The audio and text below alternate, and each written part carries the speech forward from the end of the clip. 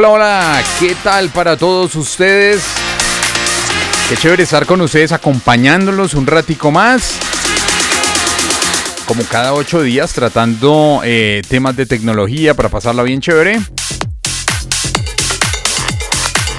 Bienvenidos a este podcast, a un nuevo capítulo de Hablemos de Tecnología. Como siempre, estamos en la compañía del mejor, del ingeniero Diego Vega. Ingeniero, buenas. ¿Cómo le ha ido? ¿Qué cuenta durante estos 8 días que nos pasaron de no hacer podcast?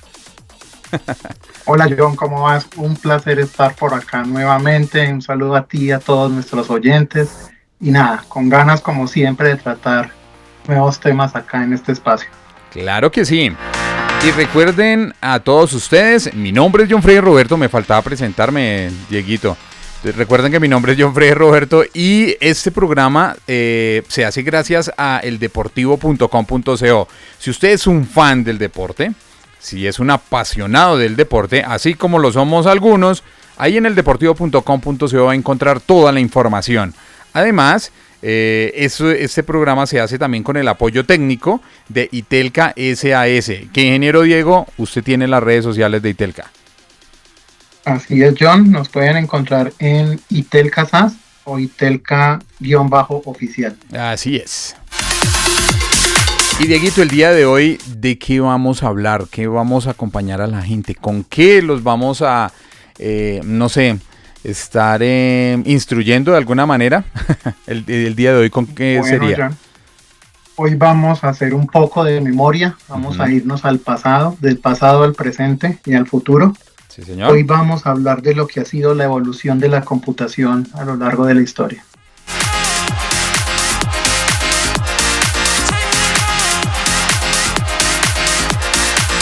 Listo, ingeniero, yo creo que arranquemos entonces, porque la verdad es que la gente piensa que como ahora las computadoras están presentes en todo lo que hacemos, pues siempre estuvieron así como las vemos, ¿no? Exacto, pero vale la pena recordar en este espacio cuáles fueron esos orígenes. Claro que sí, óyeme, Dieguito.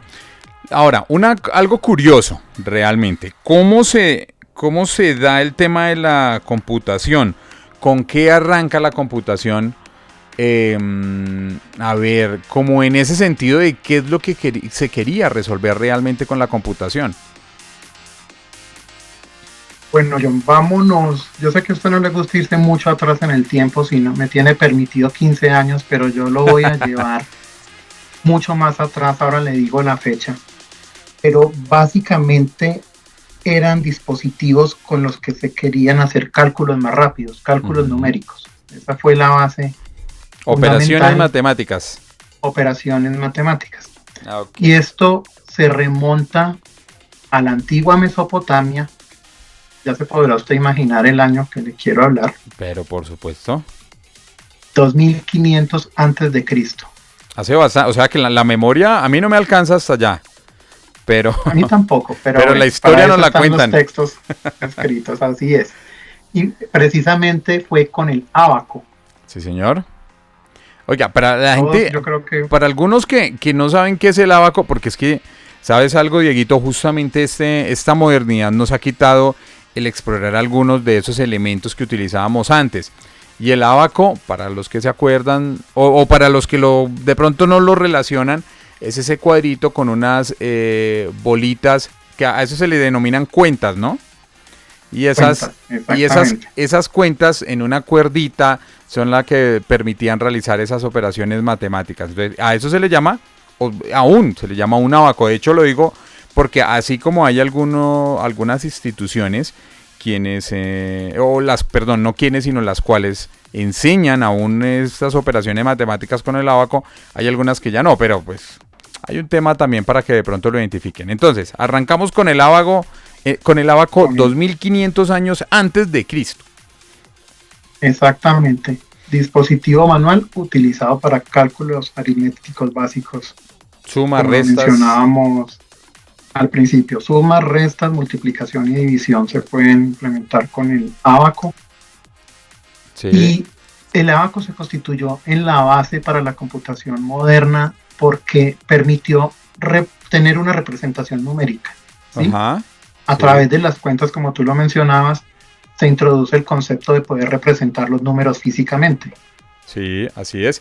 Eso quiere decir que antes de pronto que contábamos que con piedritas tal vez, o cómo sería la cosa. Quizá, o con granos de maíz, o rayitas en las piedras como vemos por ahí. Claro, sí. Lo curioso en este caso es que era un accesorio para eso. O sea, uno realmente dimensiona que lo de las piedritas puede ser algo lógico. Sí, claro, es cierto. O lo de los granitos de maíz, con ese podía hacer yo cuentas. Pero lo interesante de esto es que era un aparato que dedicado a eso, a realizar cuentas. Los granitos de maíz no son para hacer cuentas, ni las piedritas Exacto, son para hacer sí. cuentas. Es un Fíjate dispositivo que es para muy eso. interesante la analogía que se hace entre el ábaco y las bases de la computación moderna, y es esa representación numérica. Con el ábaco tú puedes hacer cálculos secuenciales, ¿sí? Sí. Que es llevar operaciones paso a paso, y eso pues es fundamental hoy en día. Sí. Digamos que de cierta forma podías almacenar los datos, ¿sí? Porque las cuentas tú las desplazabas hacia la izquierda, hacia la derecha, y mantenías tu valor numérico que querías representar. Sí, de acuerdo. En ese momento. Sí. De cierta forma, es una interfaz de usuario. Así es, Porque tienes toda la razón. te permitía interactuar tangiblemente con los cálculos que estabas haciendo. Sí, así, o sea, eso tan bonito que tenemos ahorita nosotros, pues en ese momento era un avance de la tecnología sorprendente. Pues ya tener yo lo que dices, una interfaz de usuario, así fuese sobre una cuerdita o sobre un palito para poderla mover, por favor. Y lo interesante de eso es poder hacer todas las operaciones matemáticas. Es más, hasta hoy puede decir que hay operaciones matemáticas que nos cuestan y son básicas. Un abaco, la solución. Si usted todavía no puede, y si no es con el celular, no puede hacer la operación matemática, el abaco es el aparato que usted necesita. Es la solución. Eso es. Y todavía se consiguen. Sí, compre un abaco y verá que puede hacer operaciones matemáticas. Listo, Dieguito. Bueno, hay otro concepto del abaco, tú lo decías ahorita. Sí. La portabilidad. Ah, total. Óyeme, sí. Ahorita pensándolo, entonces podría ser la primera, el primer dispositivo para tablet. hacer cuentas. Claro, portátil. Claro, total. ¿Sabes que sí? Todos tus granitos de maíz en un solo punto. No, sí, o sea, no era es que insisto, no es lo mismo que tú llevaras unos granitos de maíz y que los dejes en cualquier lado en y se pierdan. En el bolsillo y que se te pierdan, a tenerlos todos integrados. Claro, no. Además que estamos hablando de ese año, del 2500, cuando justamente la sociedad empieza a emerger como sociedad. Me refiero a temas culturales, religiosos y demás, en los que en ese momento la base de la economía no eran las tecnologías, sino estamos hablando de la agricultura. Entonces, con toda seguridad, animales habían por todo lado.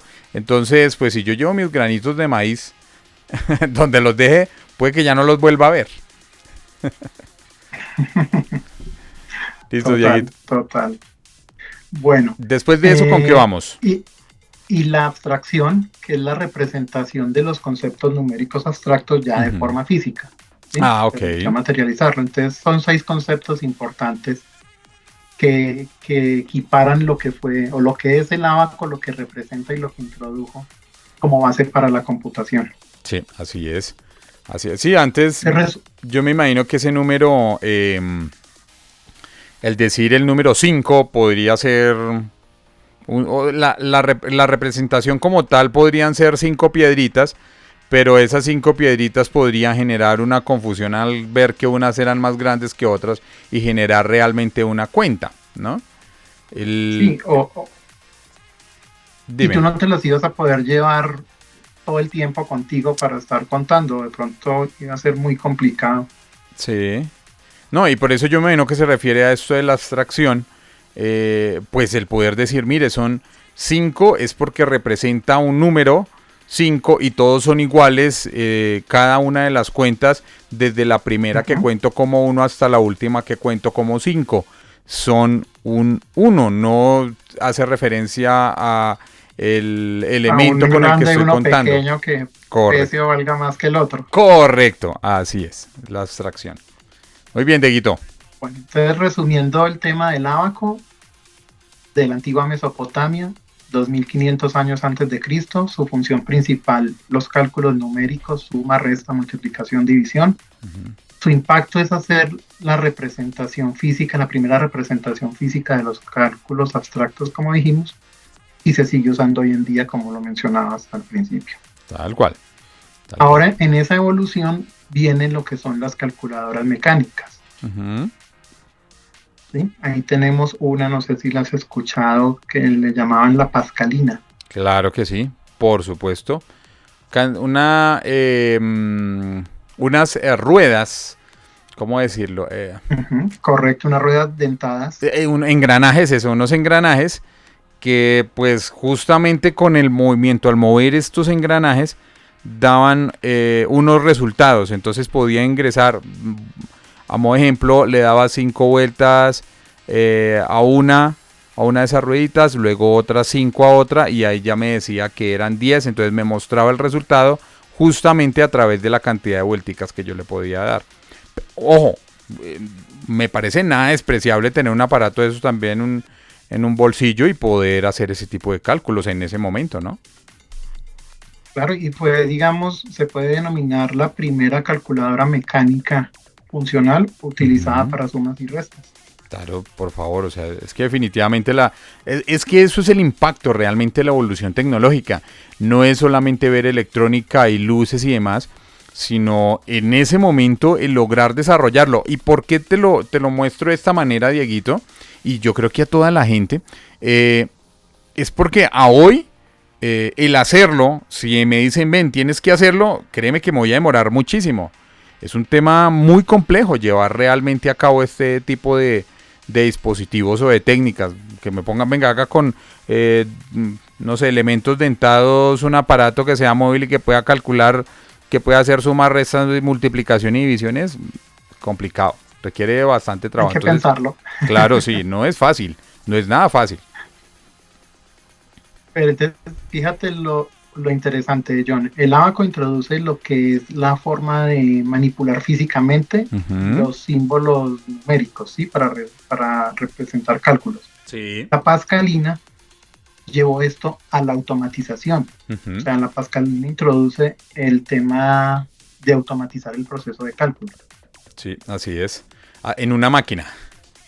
En una máquina. En una máquina. Correcto. Sí. ¿Qué otras tendríamos con esa pascalina? O sea, primero vamos sería... ya un poco más acá, peguemos un salto en el tiempo. Vámonos a 1804 con el telar de Jacquard. ¿Sabes por qué es importante el telar de Jacquard? A ver, Dieguito. Porque es el primero que empieza a utilizar las tarjetas perforadas para controlar los patrones de tejidos, para tener modelos estándares unificados. Entonces introduce el tema de las tarjetas perforadas. O una cosa, que es el precursor de la programación. Claro, pero mira, una cosa respecto al telar, se llama un telar es porque funcionaba como un telar. O sea, como bueno, lógicamente no como los telares nuevos, así modernos y motorizados, no, pero era un telar manual. Pero tenía ya un patrón definido para... Claro. Su producción. Claro, y mira que el tema, tal cual como tú mencionas lo de las tarjetas, para mí es el inicio justamente de las memorias, del tener esa base de cambio de información cuando yo lo necesite y poderla tener guardada. Y como mencionas, el hecho de que en esas tarjetas yo pudiese programar, pues ahora, nuevamente, hay que conservar el hecho de que para ese momento lo mismo eran operaciones matemáticas. Estamos hablando de los años 1800, en los cuales pues aún no se requerían o se buscaban tener cálculos más complejos, pero pues debido a la situación se podían hacer cálculos matemáticos básicos. Pero ya estamos hablando de programación. Si yo quería sumar, entonces necesito esta tarjeta o este número con este número, tengo la tarjeta para eso. Un gran salto de evolución realmente. Sí. Así es. Bueno, luego viene hacia 1822 la máquina diferencial. diseñada por Charles Babbage y es el primer intento de computadora mecánica programable. Ya nuevamente empezamos a hacer saltos importantes. Que pudiésemos ya sobre mecánica programar un comportamiento de la máquina en la primera, en el telar de Jacquard. En el telar. Podemos programar la operación. Pero cuando estamos hablando... Exacto, tener una evidencia y un patrón. Así es, pero ya cuando estamos hablando de que yo puedo generar un comportamiento dentro de la máquina, es un tema que empieza a ser considerable respecto a la complejidad de lo que pudiera tener la máquina. ¿Cuál sigue, Dieguito? Correcto. Y hay también un invento de Babbage, digamos, que lo considero como una evolución de la máquina diferencial, es la máquina analítica, y es la que es considerada ya como el primer diseño de computadora de propósito general. Sí, ya tiene toda la filosofía. Esa evolución. Ya tiene toda la filosofía de las computadoras, entre comillas, modernas, entendiendo que busca poder calcular cualquier cosa que necesites. Aún seguimos con las operaciones matemáticas, pero ya, puedes en ese momento insertar cualquier tipo de dato para poderlo llevar a cabo. En las otras primeras necesitabas maniobras más complejas y operaciones. Para poderla operar requería más experiencia, por decirlo así. Pero bueno, seguimos en un tema de cálculos numéricos de una forma análoga, podríamos decir. Y ahí nos pegamos yo en un salto en el tiempo, casi 100 años más adelante. Sí. 103 años, llegamos a la década entre el 40 y el 50. Desde 1837 nos vamos a 1940 y 50. Más o menos. En esta época estamos hablando ya de los tubos. Sí. De los bulbos. Los bulbos, los tubos de vacío, exactamente. Así es. Que se crearon más o menos a principios de siglo. En los 910 o algo leíamos por ahí, ¿no? Sí, mira lo curioso. De hecho estos tubos, yo no sé si realmente estos tubos, Dieguito, aún se consigan. Yo me imagino que algunas empresas puede que los fabriquen para todos aquellos amantes de tener esa historia en sus casas. Que sé que hay uno que le gusta eso. Pero volviendo al tema de la curiosidad de estos tubos, es que correspondían a un tubo, para ese bulbo lo que genera es una amplificación y un comportamiento de las corrientes pequeñas y de esa manera generar un tipo de señal más alto. Eso, en ese momento la única manera de hacerlo era hacer pasar la electricidad a través de un gas, y por eso, para poderlo mantener ahí comprimido, se utilizaba un tubo al vacío, como lo mencionaba Dieguito un tubo Vega. Al vacío. Entonces, para los más jóvenes es como una bombilla pequeña. Sí, tal cual, como un bombillito. Eso es. Pero resulta que no es que tú le metas electricidad, voy a mencionarlo solamente así de manera coloquial, le pones electricidad y quedó funcionando. No.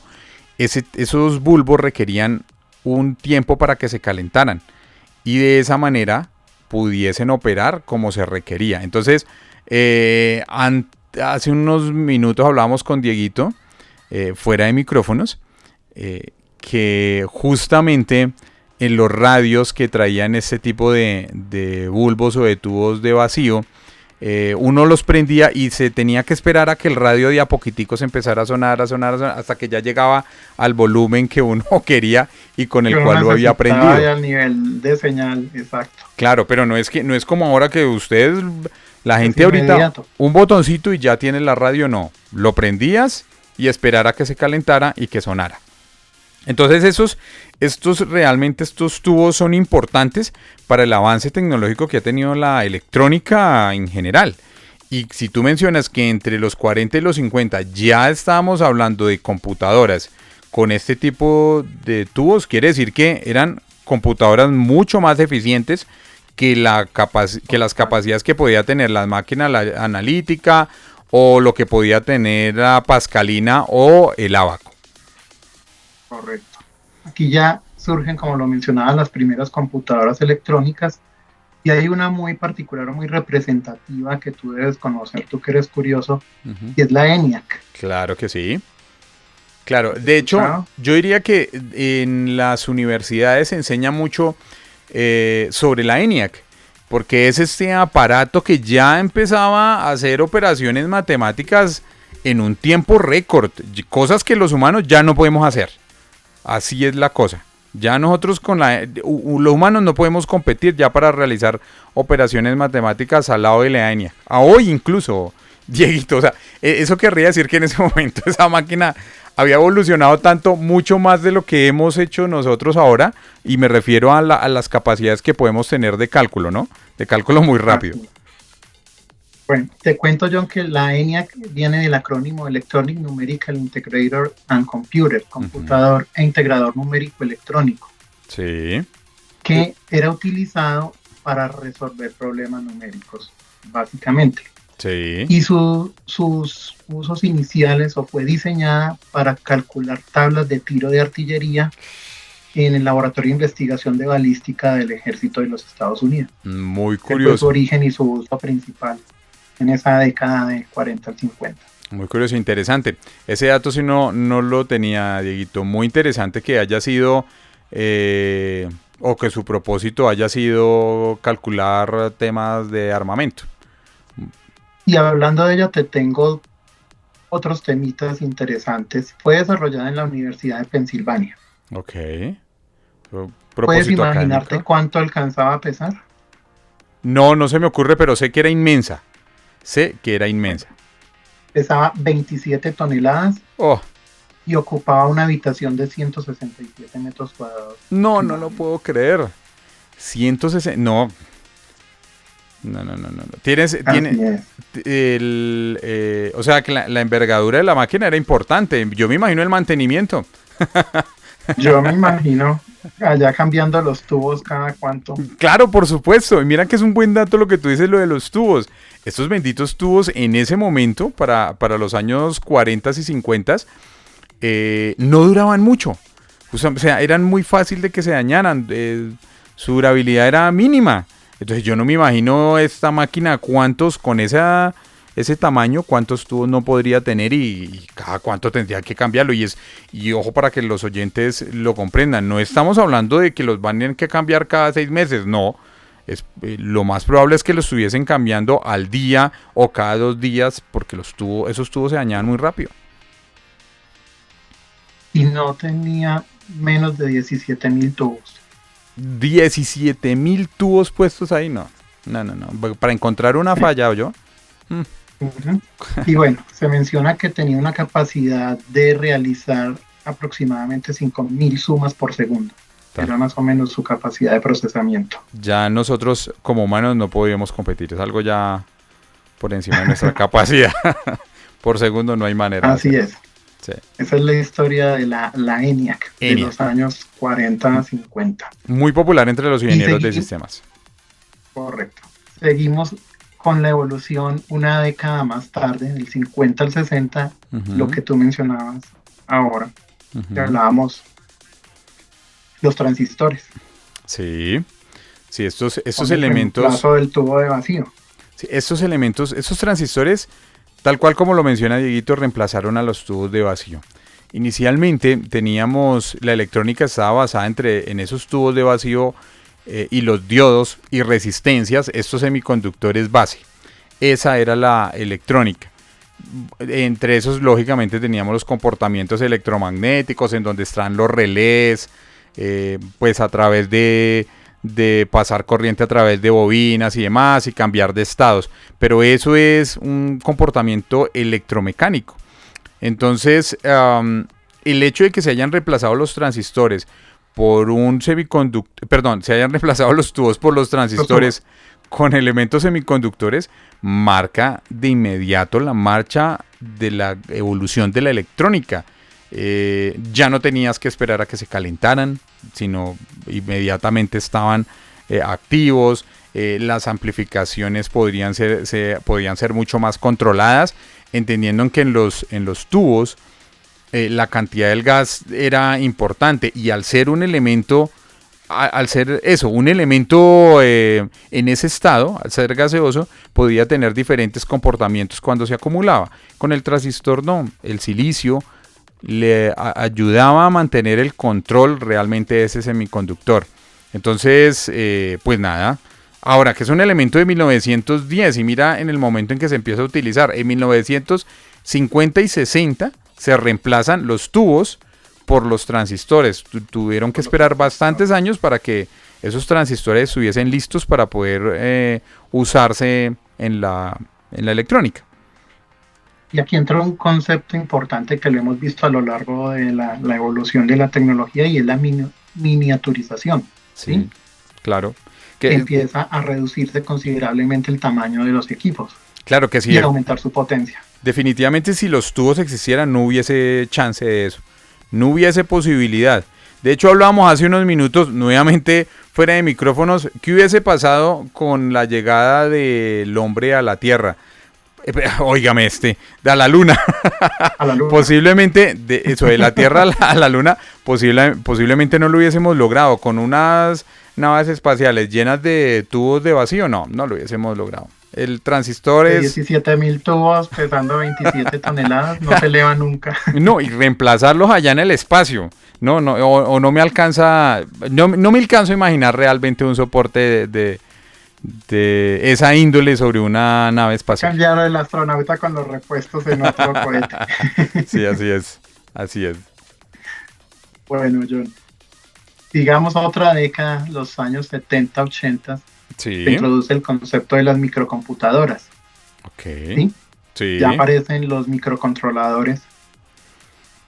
Son las primeras computadoras personales ya accesibles al público. Claro. Mira, justamente entre los 70s y 80s, toda esta década, la gente dirá, pero para ese momento computadoras realmente no estaban muy popularizadas. Pero para ese momento la gente se acuerda mucho de la digitalización en sus dispositivos. Antes teníamos los relojes, siempre eran análogos, o cómo decir, de agujas.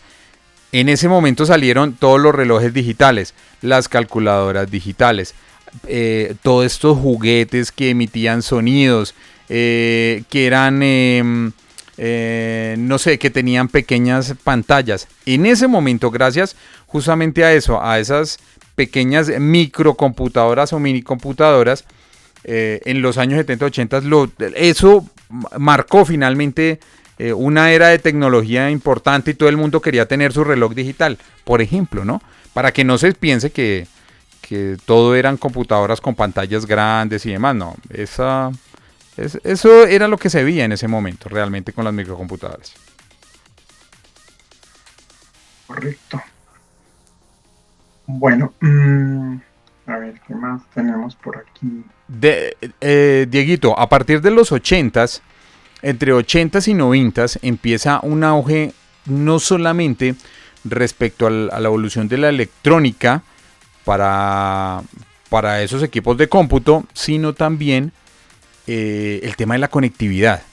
Se dispara de manera importante la idea de la gente de poder mantenerse conectado. Y interesante, volvemos a lo mismo sobre las cosas que ocurren en la modernidad, y es que no se da, al menos el internet, y quienes desarrollaron todo este tema de conectividad no lo pensaban para que pudiésemos compartir información todos con todos. Esto nace con otro propósito, Dieguito. Así es, John. Nace más o menos con una red que se llama ARPA. Claro que sí, ARPANET. Por allá en el año 57, a ver, todo se origina por el lanzamiento del primer satélite que hace Rusia al espacio, que es el Sputnik 1. Sí. ¿Sí? Entonces, en ese contexto, para poder competir contra eso, se crea la Agencia de Proyectos para la Investigación Avanzada de Estados Unidos, que se conoce como ARPA. Uh-huh. ¿Sí? Y Ok. lo que pretendía esta agencia era poder tener una respuesta a los desafíos tecnológicos y militares que imponía la antigua Unión Soviética. Sí, así es. Una carrera de tecnología increíble. Primero, todos querían llegar allá a la luna en tiempo récord, o al menos llegar al espacio, porque la primera carrera fue esa, lograr tener agencias espaciales que fuesen sólidas, y segundo, el que tuviesen la mejor tecnología. Entonces, pues ARPA Claro, y las nace eso. comunicaciones, que pues la Claro. base en ese momento era la parte satelital. Sí, claro, total. El que tuviese esa comunicación o la posibilidad de tener esa comunicación tan rápida y fluida era el ganador. Correcto. Y una década más tarde se incorpora un investigador que empezó a hacer experimentación y hacer conexiones. Bueno, más o menos, no, estamos hablando del año 1969 más o menos. Los 60.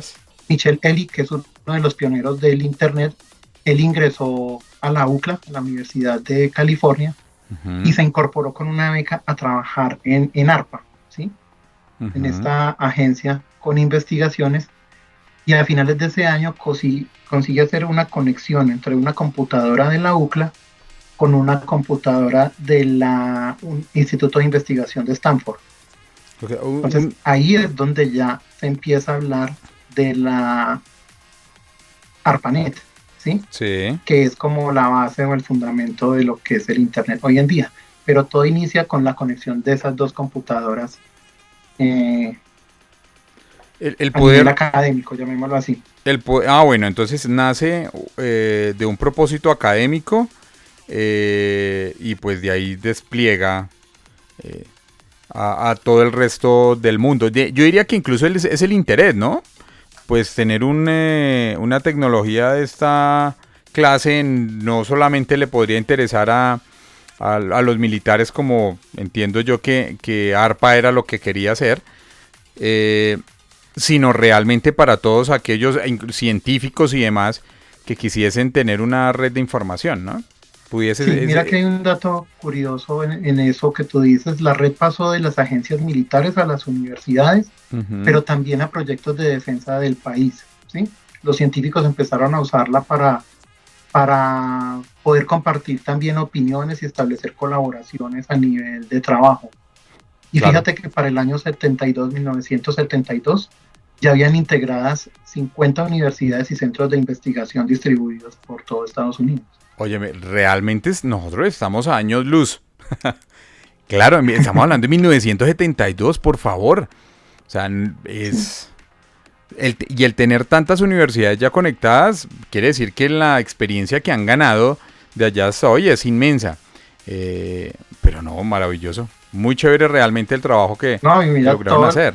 todo el desarrollo que hubo para que nosotros en los años 90, finales de los 80, 90, empezáramos a conocer la Internet como Ujú. ya la venimos utilizando y conociendo, pero mira todo lo que hubo atrás en sus orígenes. Claro, ahora mira lo curioso. Para mí, ¿no? Al menos es impactante que las comunicaciones hayan iniciado a nivel inalámbrico. Porque estamos hablando de esa carrera para llegar a la luna y esas comunicaciones fueron todas inalámbricas. No tendimos un cable Claro, desde de la luna a la tierra para podernos comunicar. No, todo eso fue tenían inalámbrico. que usar la comunicación satelital, la Claro, radiofrecuencia, porque no había, pues imagínate mandar el cohete con el Apolo 11 conectado con un cable. claro. Sí, o sea que hay uno, cuando uno piensa, no, mira, de pronto lo que pudo haber iniciado las comunicaciones fue el cableado, no. Se siente de alguna manera que pudo haber sido todo el tema inalámbrico, y puede ser que cuando haya llegado allá a temas cableados y demás, los protocolos ya estaban establecidos. Y ahora, con un protocolo establecido, el tema de la interconexión de equipos y demás, pues era el éxito. Era más fácil que todo el mundo tuviese cableado o cable instalado en todas partes, y si el protocolo ya estaba listo, las comunicaciones iban a fluir y eso se iba a comer el mundo, como ha pasado entonces desde los años 70 a hoy. Así es. Eso maneja hasta los negocios se hacen ahora por internet. Listo, Dieguito. Totalmente, todo. Y las comunicaciones, todo. Claro, sí. Sí, sí, Bueno, sí.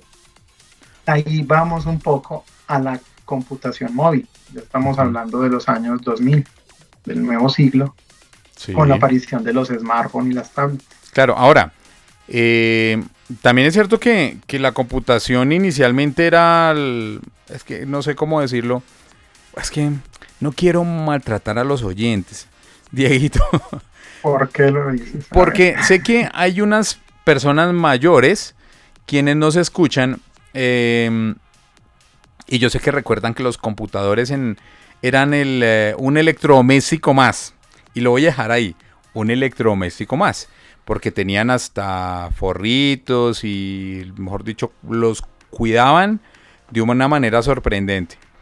Cuando estamos hablando de eso de computación móvil, no, pues empiezan a salir todas estas computadoras que también eran portátiles, aun cuando para los 2000 ya se estaban lanzando efectivamente los smartphones que podían realizar una cantidad de cosas que hacían los computadores de escritorio más las tablets. Pero ¿a qué voy yo? Que una vez eso salió de las casas y dejó de ser un electrodoméstico más, terminó convirtiéndose en el elemento de trabajo. Lo que terminó haciendo también los smartphones y las tablets para los años 2000. La gente empezó a trabajar con esos elementos. Así es, sí.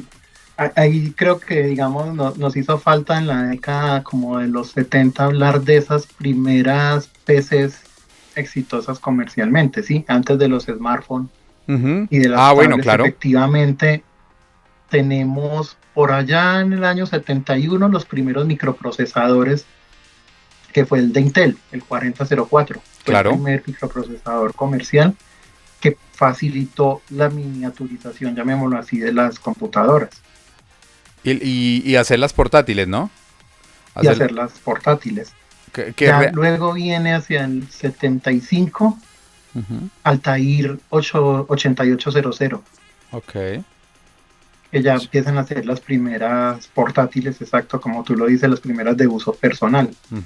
Y ya luego vienen nuestros amigos de Apple, que tuvieron la Apple I y la Apple II, una en el 76 y la otra en el 77, que empiezan a hacer las primeras PCs, pues, exitosas comercialmente. Accesibles para todo el mundo. Junto con la de IBM, sí. Pero fíjate, la de IBM llega en el 81 y fue la que se estableció como estándar de la industria. Caray, y mira que el 81, yo porque veo que el 81 está tan cerquita. Pero bueno, pero sí es, sí, no, total. Además que estamos hablando que son dos compañías compitiendo muy fuertemente por el tema de la computación y que todo el mundo tuviese un computador. Que realmente para los años 80 la gente no lo veía necesario. ¿Para qué voy a tener yo computador en la casa? Eso era un elemento que era de oficina realmente. No se convertía en un elemento esencial de casa. Entonces, esas dos empresas terminaron. Creo que ya de casa fue como en los 90 que ya claro. empezó como a ver la necesidad en el hogar. Sí, pero dejara de pasar de ser un electrodoméstico, como tú decías, a hacer algo de uso, ya de uso personal, ¿sí? Para mi trabajo, para mi estudio. O para jugar. O para jugar. Sí. Sí, señor, para jugar. Los primeros jueguitos allá. Claro, así es. Bueno, de eso viene pegado otro tema, John, que son los sistemas operativos. Sí. Y ahí encontramos que en el 84 Apple Macintosh introduce la primera interfaz gráfica de usuario al mercado masivo. En el 84, entonces para el año 84 tenemos a la gente de Apple lanzando su sistema operativo, una interfaz gráfica. Correcto. O sea, y un año después, adivina quién aparece. ¿Quién podría ser, Dieguito? Windows. Por supuesto, la gente de Microsoft. Estas dos empresas que ya van peleando. Entonces, mejor dicho, los dos nacieron disputándose el mercado con la diferencia de un año. Uno es un Más año o más joven menos. que el otro. Más o menos podemos decir. Y Microsoft Windows es una interfaz que en ese momento es compatible con los equipos de IBM. Que para la época, justamente, para el año 82, ¿me dijiste? Para la década de los 80, 85. 80 para la década de los Windows 80. en el 85. Ah, ok, Windows en el 85, para esa década de los 80, de los más fuertes en la computación, pero volvemos a lo mismo, es para las empresas, era IBM. Mac estaba entrando, era a tratar de vender las computadoras en los hogares, pero ya cuando les ponen una interfaz gráfica, que es lo que hace Microsoft, a una computadora y que se convierte en personal para competirle de manera directa, claro, impulsa de inmediato el mercado de IBM. Además, competirle directamente a Apple, que no era nadie en ese momento, ¿no? Por supuesto. Era una manera de poder ganar el mercado. Y era eso. Dieguito. Así era, así era. Y fíjate que un dato curioso por acá, esa IBM del año 81 Sí. tenía un procesador Intel 8088 y 16 kilobits de RAM, No, expandible a 256. no, 16 kilobits no era nada. Me imagino que era blanco y negro. No cabían los colores en el No, almacenamiento. no había manera. No Y había su manera. sistema operativo era el DOS desarrollado por Microsoft. Claro, así es. Podemos decir que estuvimos con DOS desde el 81 hasta el 85. Carajo, ya realmente fueron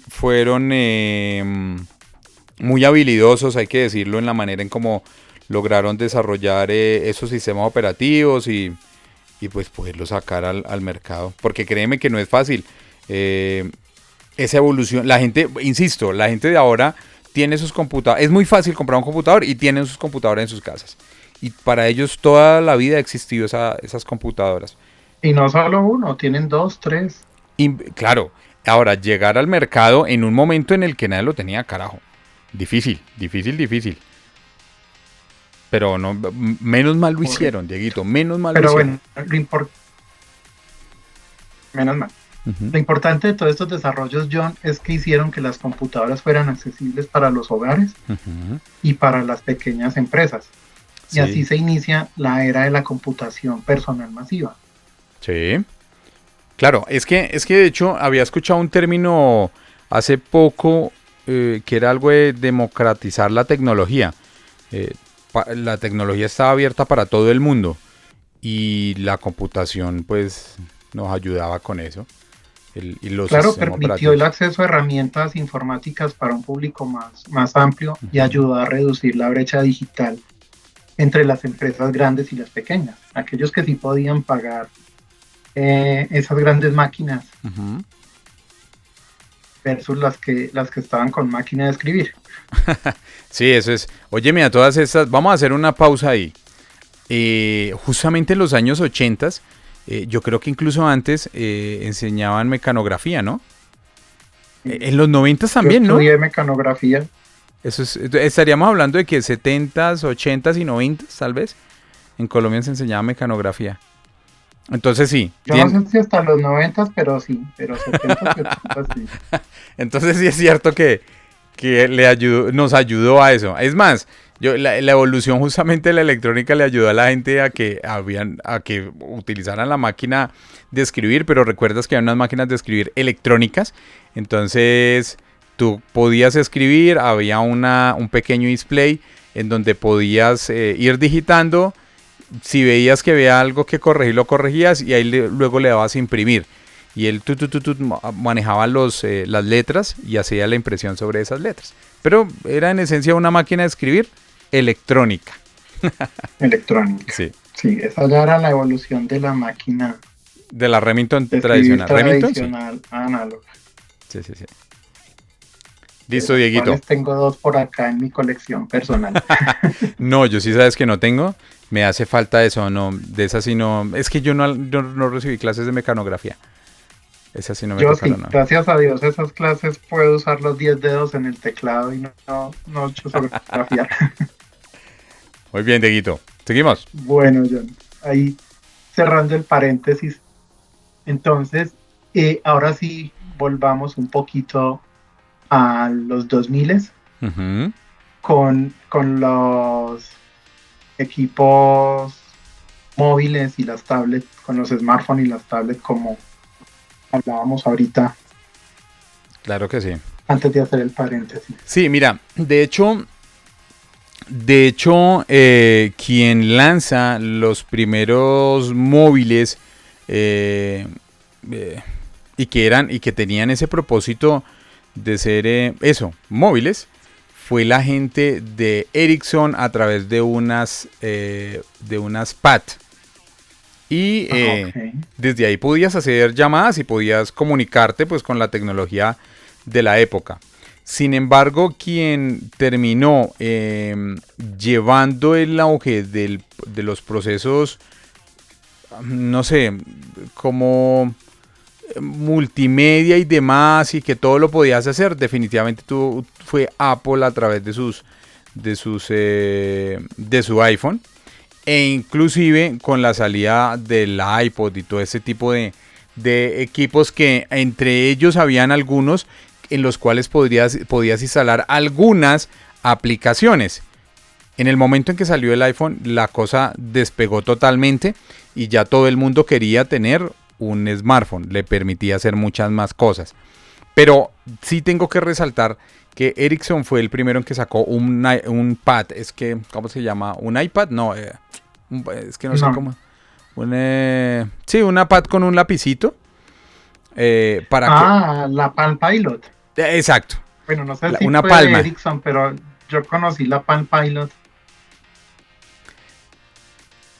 Dieguito. pero no estoy seguro que haya sido de Ericsson. Sí, no, me refiero a que los primeros que la lanzaron como un producto de uso móvil. E incluso no fue para la gente del común, sino se lanzó para algunas empresas quienes necesitaban que sus ejecutivos pudiesen trabajar en esos equipos. Entonces con esa Palm podían trabajar, ¿sí? Podían ejecutar sus labores.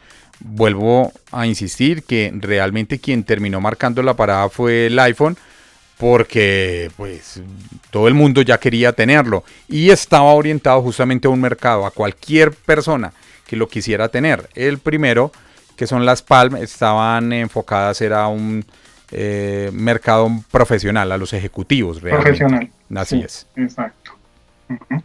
Bueno, continuando 10 años más acá, Otros 10. el cloud computing. 2010 más o menos hablamos de cloud computing y es todo el procesamiento y almacenamiento distribuido utilizando lo que llamamos la nube. Sí, eso de hecho ya todo lo usamos ahí, ¿no? ¿No te parece? Sí, pues nomás en nuestros celulares donde están guardadas las fotos o el respaldo de las fotos Sí, sí, sí. Yo creo que la y gente no lo nuestro sabe. correo. De De pronto. pronto no asocia el término, pero sí lo han utilizado en sus diferentes aplicaciones. Sí, así es. Incluso el backup que hacen de WhatsApp no se guarda en sus teléfonos, no. Eso ya está guardado allá en los servidores de la gente de Facebook o de Meta, que ahora se llaman Meta. Se va y se guarda allá. Entonces la gente realmente hoy sí utiliza el cloud computing, solamente que no lo vislumbra con ese, o no lo identifica, como dice Diego, con ese término. Pero Con ese eso, término exactamente. pero lleva mucho Pero es tiempo. procesamiento en la nube y almacenamiento en la nube. Claro, y mira, lo que tú dices, mira desde el momento en el que empieza a convertirse en algo importante.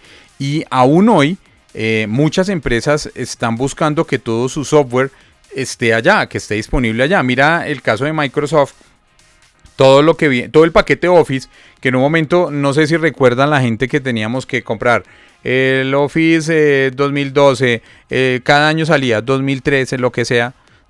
Ya, si tú adquieres el paquete Office, adquieres la suscripción y tú lo ves a través de tus exploradores, no lo ejecutas en tu computador, lo estás jalando desde la nube para poder tener la funcionalidad que trae el software.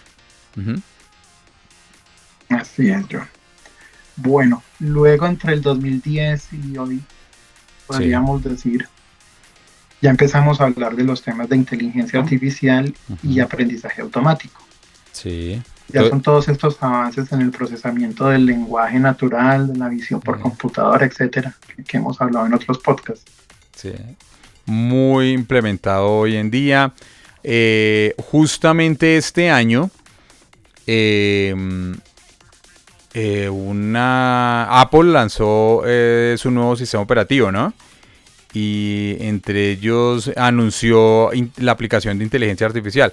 Muchos dicen por ahí que llegaron tarde a esa competencia, ¿no? Pues, y me refiero, ojo, de pronto debí haber aclarado que estamos en el año 2024. Entonces, Apple este año entró tarde porque muchas otras marcas ya han implementado la inteligencia artificial en sus teléfonos móviles. Pero eso solamente es un ejemplo de lo que se está aplicando realmente a nivel militar, en temas de medicina, en aspectos de economía. Eso ya se lleva utilizando de pronto, diría yo que hace unos 6 o 7 años atrás de manera fuerte tal vez, y que ha impactado al público ya del común, a las personas que nos interesa un poco más como el entretenimiento y de pronto las ayudas en algunas tareas muy específicas. Yo diría que tal vez en los últimos 2 años, Dieguito, tal vez, después de OpenAI, que casi Sí. que se lo presentó al mundo y todo el mundo se dio cuenta que podía acceder a ese tipo de tecnología, ¿no? No sé si estás de Sí, acuerdo. lo que tú dices, sí, fue el que nos permitió saber que teníamos acceso. Quizá antes, un año antes o algo se venía trabajando, quizás más, Ujú. pero ya los ciudadanos de a pie, como lo decimos, nos dimos cuenta más o menos hace año y medio y hoy en día pues vemos diferentes aplicaciones. Y que nos gusta, o sea, es que realmente es muy chévere, es muy, muy chévere la inteligencia artificial. Y no, y se ha ido incorporando a nuestras vidas de alguna forma y de una forma acelerada. Claro, no, pues yo tomo una fotografía y sé que sale una persona atrás que no conozco y con la inteligencia artificial, bórreme este señor y borro de una vez. Entonces, o algunas búsquedas eh, con palabras clave muy específicas de algunos contenidos, también utilizo inteligencia artificial. Entonces, definitivamente hace las cosas mucho más fáciles. Mucho Eh, más fácil. sí, eso es. Bueno, y hablemos de lo que viene un poquito, Ujú. la Claro, computación cuántica. lo que la gente espera en el futuro, la computación cuántica, esto es una locura. Yo no sé, Dieguito, mi percepción respecto a la computación cuántica, lo había mencionado, yo creo que ya no van a necesitar ingenieros, ¿cierto? Yo creo que van a necesitar Físicos. físicos, claro. Y me refiero en temas de soporte. No sé hasta qué punto, porque realmente la computación cuántica es muy compleja. Es el poder interpretar ese mundo cuántico justamente en el que, los bits no solamente son unos y ceros, sino pueden tener otro tipo de valores en algunos momentos o pueden tener en el mismo instante de tiempo el mismo valor. Y son cosas que uno de primeras no comprende, pero justamente es porque ese mundo se rige a través de unas leyes muy diferentes a las que estamos acostumbrados. Entonces por eso creemos que en ese momento va a necesitar es físicos o científicos para poder hacer temas de soporte. Pero eso está a la vuelta de la esquina. Esto lleva trabajando, incluso estábamos consultando con Dieguito y hay 5 computadoras cuánticas en el mundo que ya están dando sus pinitos frente a lo que a propósito justamente de computación. Entonces, esto tendrá que seguir evolucionando y es posible que el futuro sea ese, la computación cuántica. Así es. Y bueno, lo interesante de esto es el potencial que tiene para resolver problemas complejos exponencialmente más rápido que lo que tenemos hoy en día. Sí, así Y se es. habla de diferentes aplicaciones en los temas de criptografía, de modelado molecular, etcétera. Claro, sí. Y es que es lo mismo, como aplican leyes diferentes a las que conocemos, realmente entenderlo se convierte en algo muy complejo y en el tema de las aplicaciones criptográficas, todo el tema de seguridad informática y demás va a permitir generar las longitudes que se te ocurran más todas las que apliquen dentro del mundo cuántico. Entonces, realmente se convierte en algo casi imposible poder descifrar hashes o características de los hashes cuando estamos hablando de computación cuántica. Insisto que eso va a ser el futuro realmente de la computación. Así es, John. También se habla de la computación neuromórfica, que es un enfoque en el diseño del hardware y el software, imitando la estructura y el funcionamiento del cerebro humano. Muy interesante. ¿Sí? Aquí se incorpora todo este tema de las redes neuronales para hacer la arquitectura de estos sistemas y poder procesar la información de forma más eficiente energéticamente. Claro, sí. Pero mira, estamos tratando de llevar la tecnología a que se comporte como el cerebro humano, ¿no? Más o menos. No de hecho, sé. Mira que uno de los potenciales que hablan de la computación neuromórfica es hacer la inteligencia artificial más eficiente y adaptable. No, yo realmente mi comentario iba, Dieguito, a que pues mira que nuestro cerebro como humanos estamos rezagados frente a la inteligencia artificial. O sea, llegar a igualarlo es muy complicado. Pero aún así, mira que los desarrolladores o los innovadores están buscando eso, que se parezca mucho a cómo trabaja el cerebro humano. Entonces sería algo así como un cerebro humano 2.0 tal vez, mejorado con el tema de inteligencia artificial, no sé. Podría ser. Es eso. ¿Qué nos depara el futuro? Es tomar todo eso de lo bueno de la humanidad, como es el funcionamiento del cerebro, y ahora le vamos a poner todo lo de la tecnología y lo que viene con inteligencia artificial. Mezclamos los dos y ahí saldrá algo mejorado. Bueno, también hay otro tema, John, que es el edge computing, aunque siento que ese es más cercano, más los que estamos en este mundo de las comunicaciones, y tiene que ver con la computación distribuida más cerca del procesamiento y el almacenamiento de los datos, o sea, que esta parte esté más cerca de donde se generan los datos, en lugar de depender de un centro remoto, llamémoslo así. De esta forma se reduce el tiempo y se mejora la privacidad y la eficiencia en las comunicaciones. Sí, así es, tener información. Entonces, procesar el dato más cerca de la fuente. Así para es. disminuir la latencia que llamamos o los tiempos y mejorar la privacidad. Así es, que de hecho en ese mundo que necesitamos todo inmediatez, la latencia sí nos afecta. La latencia es esa, la demora. Entonces, el retraso, exacto. El retraso. Entonces, sí, este también es parte de las comunicaciones que nos van a ayudar cuando necesitamos información inmediata, que solamente le doy un clic y lo tengo, y no que le dé el clic y se quede ahí dando vuelticas hasta poderlo cargar. Aquí viene también un tema que hablamos en uno de nuestros podcasts anteriores que tiene que ver con la computación sostenible. Importantísimo. ¿Sí? Y es esta práctica de diseñar, fabricar y usar computadoras, servidores y sistemas de una manera más eficiente y con un mínimo impacto ambiental. Entonces aquí entran ya los temas de optimización del uso de la energía, de la reducción de desechos electrónicos que hablamos en nuestro podcast de RAES, y diseño de sistemas que sean más duraderos y reciclables. ¿Te acuerdas lo de la obsolescencia programada que hablábamos en aquel podcast? Claro que sí, por supuesto. Que dicen que los fabricantes diseñan la tecnología para que duren ciertos años y tengas después que cambiar el dispositivo, el computador, lo que sea. Ujú. Incluso voy a hacer un paréntesis ahí. Am, no sé si recuerdas el tema de minar las criptomonedas. Em, y esto realmente consume demasiada Ujú. energía. Necesita tarjetas de video o aceleradoras de video grandísimas. Todos aquellos que minan en grandes cantidades o con grandes equipos, pues tienen unos espacios inmensos, por consiguiente consumen mucha energía.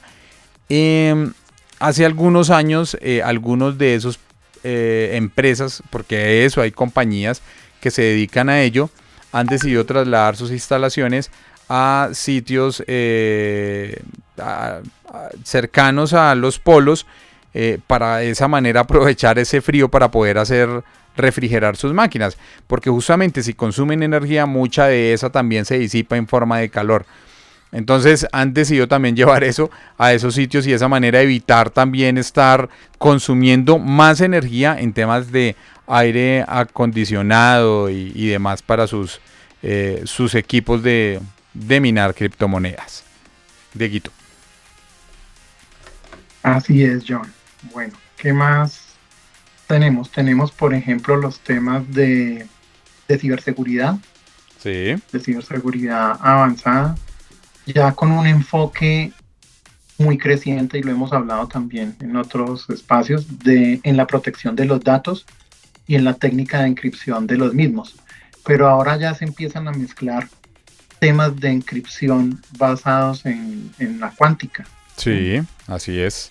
Y se empiezan a incorporar temas de inteligencia artificial para la detección y prevención de amenazas en tiempo real. Sí. Eso podemos decir también que ya lo estamos Eso ya lo estamos viviendo. viviendo. Exactamente. Eso ya lo estamos viviendo. Lo otro, hay otra cosa, Dieguito, y es el tema de las comunicaciones. Si bien en Colombia para este año se ha desplegado el 5G y está en ese proceso de Ujú. implementación, lo que se espera es llegar a velocidades aún mayores del Por ahí 5G. hablan de 6G. Ya están hablando de 6G, sí señor.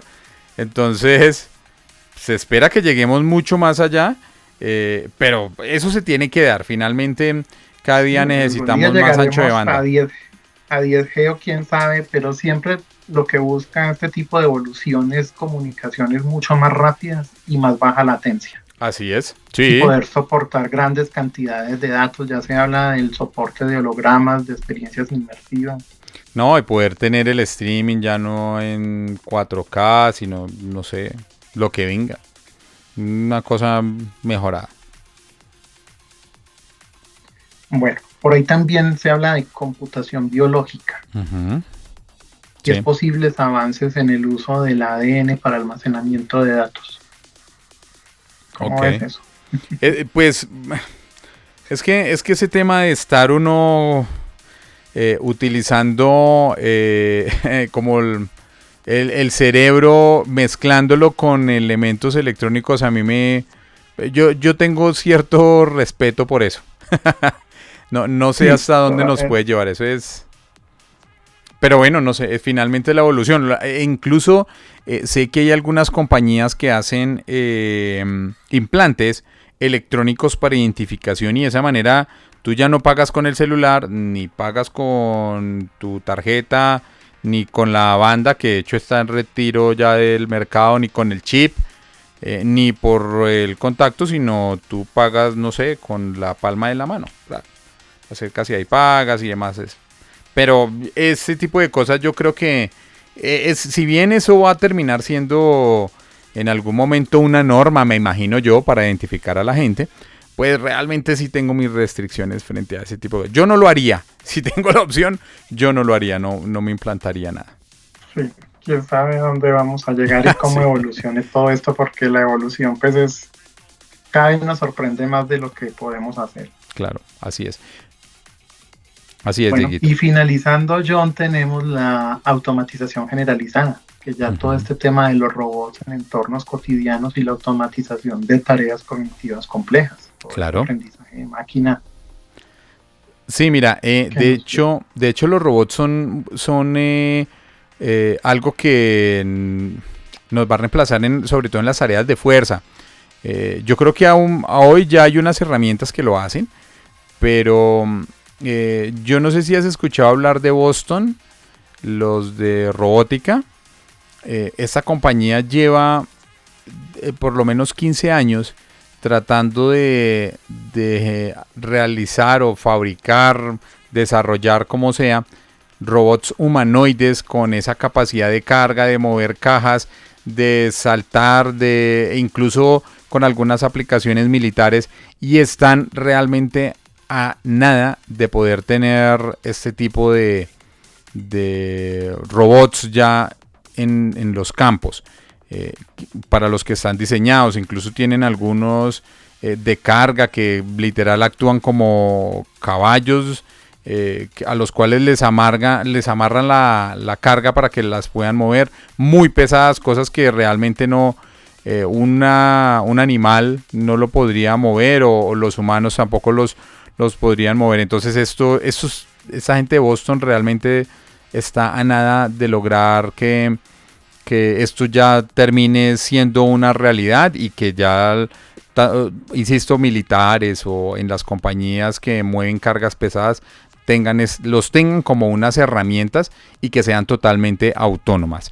Además de todos aquellos bodegas, por ejemplo, de entregas de elementos, de delivery, en donde ya están entregándose, o son los que se encargan de hacer, a eso se les llama picking, que es decir, si hacen un pedido, ir al sitio en donde tienen almacenado ese elemento que están pidiendo. El robot puede ir, recogerlo y acercarlo para hacer el despacho final. Esto ya lo tienen algunas compañías funcionando. Entonces, realmente no sería raro empezar a ver este tipo de robots ya en las calles próximamente. Y los drones sobrevolando. Claro, no, por supuesto. Los drones son parte de justamente de esa evolución. Yo creo que la situación con los drones es que hay normas de las diferentes aeronáuticas. Entonces eso ha frenado realmente. Yo creo pues que una empresa, digo yo, entregas otra vez de delivery, que logre desplegar una flotilla de drones para poder hacer una entrega. No sé qué tan fácil sea en nuestras ciudades, pero, y lo menciono realmente comparando Latinoamérica con Estados Unidos, en los que eso está muy sectorizado. En algunos sitios se hace, pero es a modo de prueba piloto, no es que sea masificado. Entonces, pues no sé, finalmente en el futuro lo veremos, si lo vemos así, o si no, los que nos estarán entregando es un carrito ya totalmente autónomo que nos va a llevar el pedido, o va a ser un robot humanoide que nos va a llevar la hamburguesa a la casa. Total, John. Listo, Dieguito. ¿Nos queda algo pendiente? Bueno, John, creo que vamos llegando al final. Entonces cerramos ya. Cerramos con nuestras conclusiones como acostumbramos. Sí, señor. Bueno. Entonces nos vamos con las conclusiones, Dieguito. ¿Arrancas o arranco? ¿Empiezas o empiezo? No, sí. Venga, yo arranco entonces. Va a tomar la iniciativa. Bueno, primero, para mí, como conclusión, el conocer toda la evolución que ha tenido la tecnología de la computación nos permite entender el por qué cada elemento tiene ese diseño y por qué está implementado de esa manera. Esa evolución también nos enseña a nosotros que todo tiene un proceso, y que si nosotros podemos lograr con nuestras ideas mejorar esa tecnología que estamos viendo, realmente nos va a ayudar en mucho en nuestras tareas del día a día, y de pronto esa experiencia que ganemos en tratar de mejorar esa tecnología se la podemos trasladar a alguien más. Entonces yo diría que como un resumen de esa conclusión es: miren la tecnología que tienen disponible, busquen esas ideas, compártanlas y traten de mejorarlos. Si se dieron cuenta, en este podcast tratamos la computación, cómo ha venido evolucionando. Nadie se copia del otro no, esa no es la idea, es el hecho de mejorarla y de poder seguir adelante avanzando teniendo esa base más bien y avanzando en nuevas tecnologías. Dieguito. Así es, John. Y bueno, es importante ver todo lo que hemos hablado a lo largo de la historia, cómo la tecnología y su evolución obedece a solucionar problemáticas. Empezó hace años con un tema de conteo y de cálculos numéricos y poder llegar hasta hoy con un tema de inteligencia artificial y de cálculos cuánticos. Uh-huh. Es interesante ver cómo el camino que ha recorrido la computación seguirá transformando el mundo de formas muy profundas. Uh-huh. Y aquí lo importante es que a medida que vayamos avanzando en este descubrimiento, también es importante que no perdamos de vista esas implicaciones éticas de estos avances. De acuerdo. Y que nos aseguremos que al final sea un beneficio en conjunto para la sociedad. Eso es lo que tenemos que tener siempre en mente al adoptar todas estas tecnologías. Sí, de hecho, comparto totalmente tu idea cuando mencionas que lo que es buscar el beneficio para toda la humanidad. No podemos terminar convirtiendo la tecnología en algo malo. Tenemos que pensar realmente en cómo puede hacernos mejores humanos y ayudarnos a avanzar. Es eso, la palabra clave realmente es avanzar. En eso es lo que debemos pensar realmente como humanos.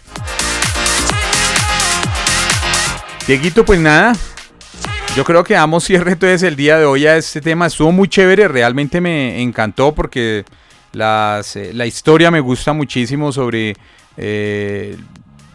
cómo va avanzando y cómo la gente busca, como lo vemos en las conclusiones, cuál es la mejor alternativa que se tiene y cómo realmente le mete las ganas a sacar las cosas adelante, y en ese caso la evolución de la computación lo ha demostrado.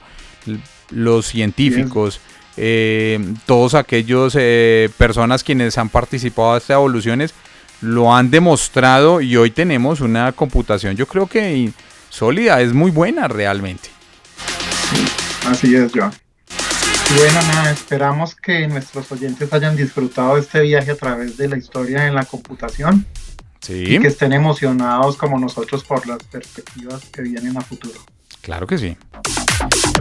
Dieguito, pues nada, yo le recuerdo a toda la gente que este podcast se realiza gracias al deportivo.com.co.